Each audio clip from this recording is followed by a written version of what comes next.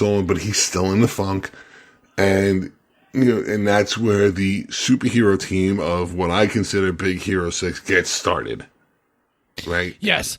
And what's interesting about that is, so as he's looking under the bed, one little microbot was still in his pocket. The one that Cray almost walked away with, but Tadashi stopped him, which is important to this because it already looks like he's trying to steal, right? And so, but instead of putting it back with the rest of the microbots, Hero puts it in his pocket. So now it's moving. And so he goes, it must be acting wrong. And Baymax, just being dopey, goes, if I find it, would that make you feel better? Or something along those lines. And he says yes. And he just walks out across the street and starts going. So cars are almost crashing. I mean, it gets out of control at this point. But it's hysterical because it's like, okay, there's a movie, there's a Disney movie called Angels in the Outfield, or it was one of those movies, The Sandlot or something like that, where the coach goes, the kid gets a hit and the coach goes, run home. And the kid runs past first base, goes through the outfield and goes to his house because he told the kid run home. So, yeah, I think that was Angels.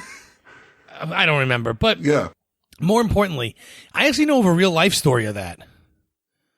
When I was in T-ball, we played in the school park down the block from my house. It was played on blacktop. There was no sliding or whatever, but it was T-ball. And my best friend at the time was this girl, and I'm not going to give her name because she might listen to this. But she got a hit late in the season. It was one of the first good hits she's had. She didn't really care for the game. She only played the 1 year. But so she turned around first and went to second. And as she's getting to second, all the parents jumping up going, go home, go home, go home. And to prove how much she doesn't care, she went right through second base, out the outfield, out the school park, up the block, and was crying in front of the house because she didn't understand why everyone made her go home. So, yeah, I know someone who that actually happened to. I can't think of the movie, but it's so funny. Deadpan, verbatim. If I find this, would that make you feel better? Sure, no problem. And he jumps out the window and just decides to go with it, But he jumps on the trolley. I would think he would have gone walking with the trolley, but he jumped on the trolley to go find his thing. And I'm like, okay. It's like, and the microbot acts like a compass, and he's like, I think it's pointing this way, so he's walking. And meanwhile, the kid Hero's is like, what are you doing? Wait, hold on. No, I'm only kidding. Because his aunt said to him just minutes earlier, she's like, it's been a few weeks, but you can still register. So he lies to her and he's like, I'm going out to register for school. And because he's trying to get out there without anyone know. I don't understand why he's trying to hide Baymax so much, but he's like, he doesn't want anyone to know Baymax even exists. But at the end of that, they do find a warehouse. And this warehouse is producing microbots, and you first see just a drum of them. You're like, that's a lot. And then you realize there's thousands of them. I mean, millions and probably over 1 billion of them because there's hundreds and hundreds of, 55-gallon drums of these microbots. Yeah, and it makes you think how it could have been made if he had the only bot in his jacket, right? If he had the only bot in Tadashi's jacket. So where did it come from? At first your thought could have been Callahan or it could have been Cray because they both know the technology. So the question is where it came from. Right, because presumably they were destroyed in a fire. Right, and how so many actually come to be produced and what's perceived to be, well, they don't even really perceive how long it is. They just perceive it to be a while. Well, no, you figure if they were doing the expo, it would have been only 2-3 months because they're only 2 or 3 weeks into the school year, next school year. Okay. So it couldn't have been too long, but you saw them pumping them out pretty quickly in that machine. Right. I mean, there's, and then the question is, my microbots are here. How did it get here if I have the only one? And now starts the story. Now starts let's get it down to business now. Who does what? Yeah, because now the man in the kabuki mask attacks, and they're running for their lives. They finally get away. He's carrying something with a weird bird logo on it. Yes. We find out that the people who've been following him this whole time have been kind of like, as they're sneaking down corners to go find this warehouse, there was a car. We find out those are just Tadashi's friends who become Hiro's friends. And they get in the car and they're like, he's trying to kill us. And they're like, well, we don't know that for sure. And then he throws a car at them. So it's obvious now he's trying to kill them. He's like, oh, Big Hero, Baymax can take care of him. And then Baymax gets thrown onto the top of the car. So that doesn't work. And this was after he fitted him with his first suit of armor, I guess, right? No, it was right before he's going to fit him with the armor next, right? Yeah. And when he tries to go tell the cops just don't believe him. They think he's crazy. And then Baymax's battery runs dead, and he acts like he's had 40 beers. He's drunk. My thoughts exactly. But before that, what I liked was during the car chase scene, and Wasabi's behind the wheel, and Wasabi starts at the red light. Oh, was that the most hilarious thing? Yes. I laughed hysterical. And then he's using his blinker. I stopped.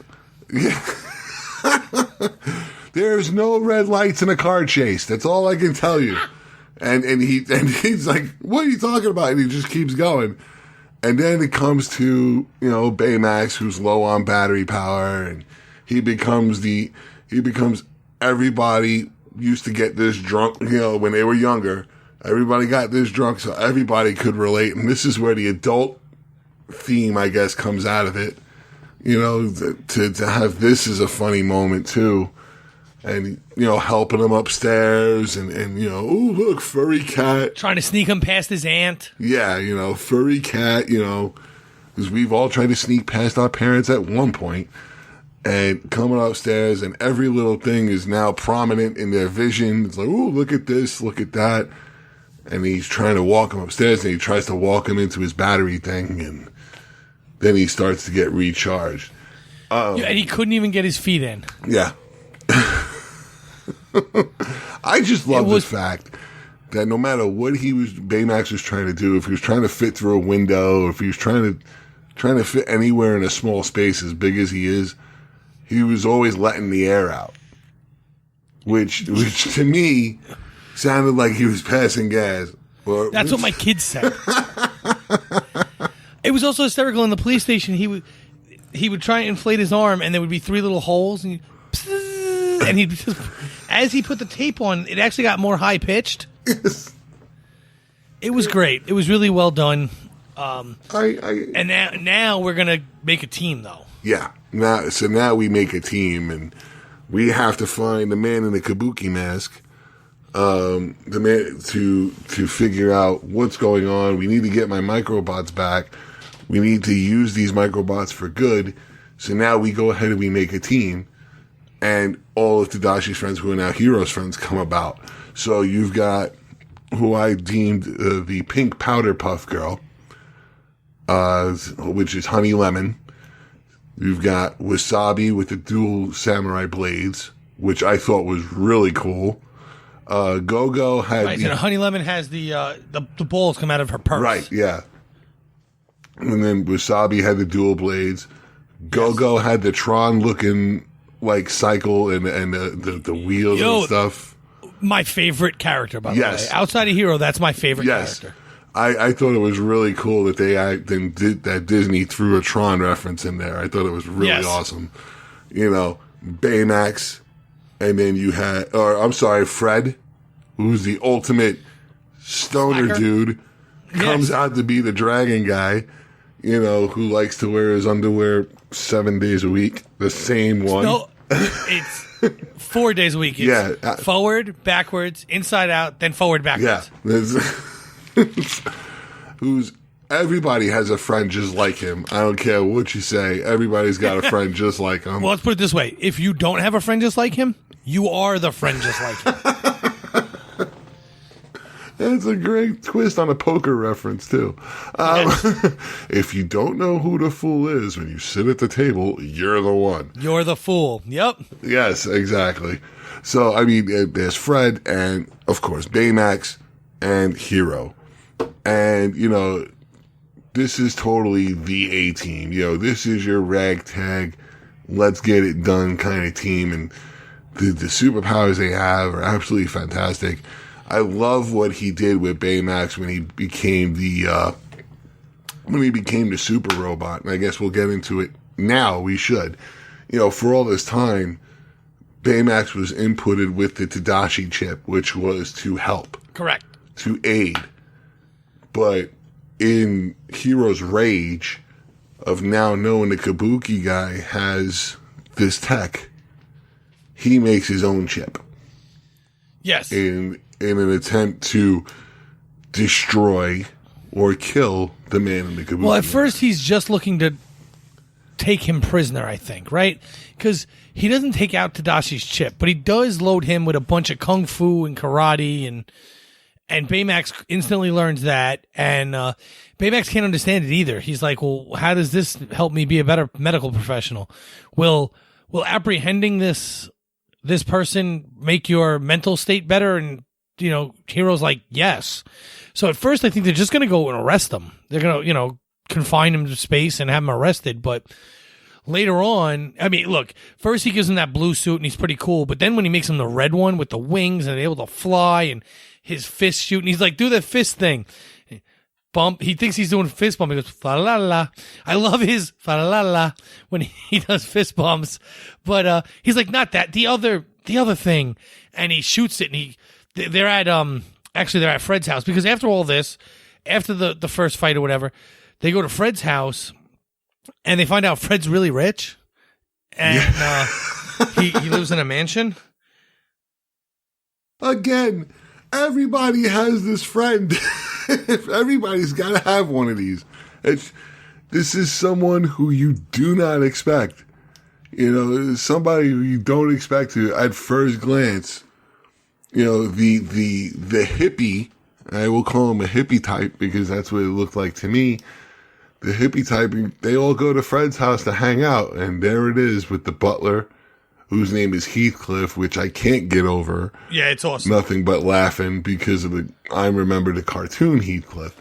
But that being said, you know, they go into Fred's house, and they realize, you know, they must have known he was rich or something, because we didn't know that. But, no, they didn't, because remember they said this isn't the time to be joking around. Oh, and that's right. When he comes out yeah. and goes, hello, Master Frederick. Yeah. And now they destroy a statue. They destroy a wall. They start trying out all their new costumes that Hero made them. And he's jumping around blowing fire. And they're ripping the fake mask off of the butler. Mi casa means front door. That's all I can tell you. It was so awesome. And that's where, again, the team gets assembled and we find out what goes on. You know, and then, so they set out to apprehend, at first, we find out it's apprehend. They set out to apprehend Kabuki guy. And, things don't go so well, does it? You know, no, well, let's talk about that, because in their first attempt, right, they actually succeed somewhat. However, in succeeding, they massively fail or in failing, they actually massively succeed, because they did basically have him.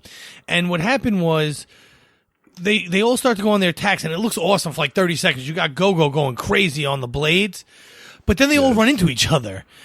So she throws the thing, he makes it miss, it hits Honey Lemon. Honey Lemon throws the ice in the wrong place, so Go-Go slips and falls into her, and then, I don't know, I guess, then you got Wasabi knocking out all the microbots as they're coming, and they're like, oh, this really works, and then he gets slapped. So he flies into Fred, who then flies into all of them, but come to the rescue, Baymax and Hero come and actually knock over the Kabuki mask-wearing man. When his mask falls off, they grab it, and yet he's whatever. When he finally turns around and reveals his face, though, the first time you saw this, did you think it was going to be him? No, when the Scooby-Doo reveal came about, and I'll call it Scooby-Doo reveal because that's what it resembles to me, I didn't think it was him. I thought it was Cray all along. Me too. I thought it was Cray